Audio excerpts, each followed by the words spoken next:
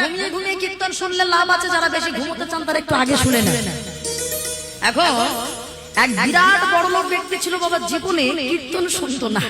হ্যাঁ, এখন কীর্তনের চাঁদা চাইতে গেলেও চাঁদাও দেয় না বাবা, 5 টাকার বেশি দেয় না, খুব বড় লোক। এখন তার বউ এখন হঠাৎ বলেছে যে দেখো সারা জীবন তো ইনকাম করে গেলে প্রচুর টাকার মালিক, তা একটু পাপ পাপেরও তো ভয় থাকে। পাশে গ্রামে কীর্তনিয়া এসছে, কীর্তন করছে, একটু কীর্তন শুনে আসে। মন দিয়ে শোনেন মায়েরা, লাভটা শুধু দেখুন, ঘুমিয়ে ঘুমিয়ে কীর্তন শুনে লাভ হচ্ছে। এখন সেই বাবা বউ বলেছে বলে কথা, কীর্তন শুনতে গেছে। যেই গেছে কমিটিরা ভাবছে বাবা রে বাবা, এই বেটা জীবনে কীর্তন শোনে না, চাঁদাও দেয় না।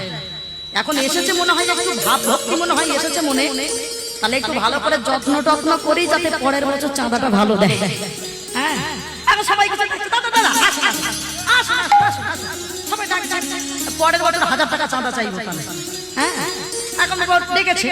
এখন এক ব্যক্তি বাবা খুঁটির ধারে হেলান দিয়ে বসেছিল, আসন টাসন পেতে। সে এখন দেখছে এ বেটা তো জীবনে কীর্তন শোনে না, তা বেটা তো ভালো কীর্তন শুনতে এসেছে, যখন মনে যখন একটু ভক্তি এসছে আমার জায়গাটাই বরং দেই, তাহলে করে হেলান দিয়ে শুনুন। এখন বাবা সে তার আসন ছেড়ে দিয়ে বলছে, ও দাদা এই যে এদিকে বসুন বসুন বসুন বসুন। বসেছে বাবা, খুঁটির আরাম যে কি আরাম, যারা খুঁটিতে হেলান দিয়েছেন তারা ভালো জানে। এখন এমন হেলান দিয়ে কীর্তন শুনছে, কীর্তনিয়া ওঠা থেকে নামা পর্যন্ত কিচ্ছু বুঝতে পারিনি বাবা, মানে পুরোটাই ঘুমিয়ে গেছে। এবার হঠাৎ তাকিয়ে দেখছে বাবা এত লোক ছিল, কীর্তনিয়া সব গেল কোথায় রে বাবা, কেউ কি উঠলো না না? হ্যাঁ, এবার কীর্তন হয়ে গেছে, দেখছে কেউ নেই, একজন আছে যার আসন সে বসে আছে।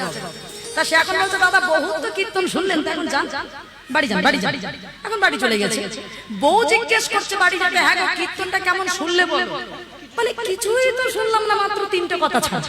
কি 3টে কথা শুনেছো?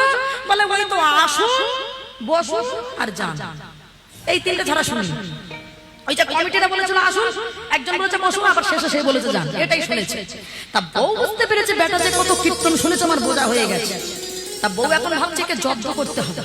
এই শোনো, কীর্তন শুনে আসলে যেটা শেখা হয় সেটাই কিন্তু বাড়িতে সারা রাত জপ করতে হয় বলে দিলাম। তুমি ওটাই সারা ঘুমের মধ্যে বলবে আসুন বসুন যান।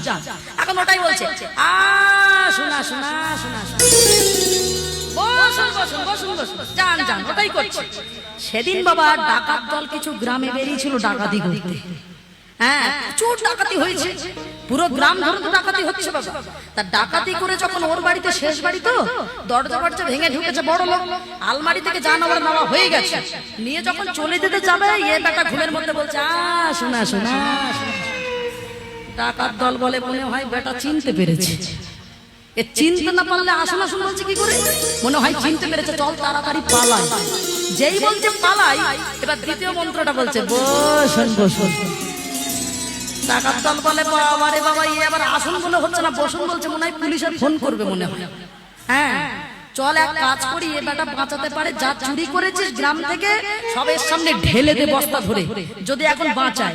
এখন সব যে ঢেলে দিয়েছে বাবা, শেষের মন্ত্রটা ঘুমের মধ্যে বলছে কি বলেন তো, যান যান যান বাড়ি যান। বাড়ি চলে গেছে। সকালবেলা ঘুম থেকে উঠে বলছে বাবা রে বাবা, ঘুমিয়ে ঘুমিয়ে কীর্তন শুনি বিরাট লাভ হয়েছে তো, এত টাকা পয়সা বাড়িতে রাখার জায়গা নেই, বউকে চাই দেখো এই তাড়াতাড়ি ওঠো। আরে বাবা, এই প্রত্যেকদিন এবার থেকে আমি ঘুমিয়ে ঘুমিয়ে কীর্তন শুনি। আরে বাবা ঘুমিয়ে ঘুমিয়ে কীর্তন শুনে দেখো, আমার না কষ্ট করি কত টাকা পয়সা দেখো আমার বাড়ি বাড়ি, তাহলে এবার ঘুমিয়ে ঘুমিয়ে কীর্তন শুনবো। বউ তাকিয়ে দেখছে আলমারি ভাঙা, দরজা ভাঙা, তার মানে মনে হয় ডাকাত দল এসেছিল। হ্যাঁ, তা বউ তখন বুঝতে পেরে শিক্ষাটা দিচ্ছে, দেখুন যে শোনো স্বামী, তুমি ঘুমিয়ে কীর্তন শুনে এত কিছু পেলে, আর যেদিন তুমি সঠিকভাবে জেগে কীর্তনটা শুনতে পারবে সেদিন এই সম্পদ তো তোমার সঙ্গে যাবে না, কিন্তু আসল যে মালিক, আসল যে প্রাণ গোবিন্দ, যাকে টাকা দিয়ে পাওয়া যায় না, সেই আসল সম্পদকে তুমি সেদিন লাভ করতে পারবে। নিতাই গৌর হরি।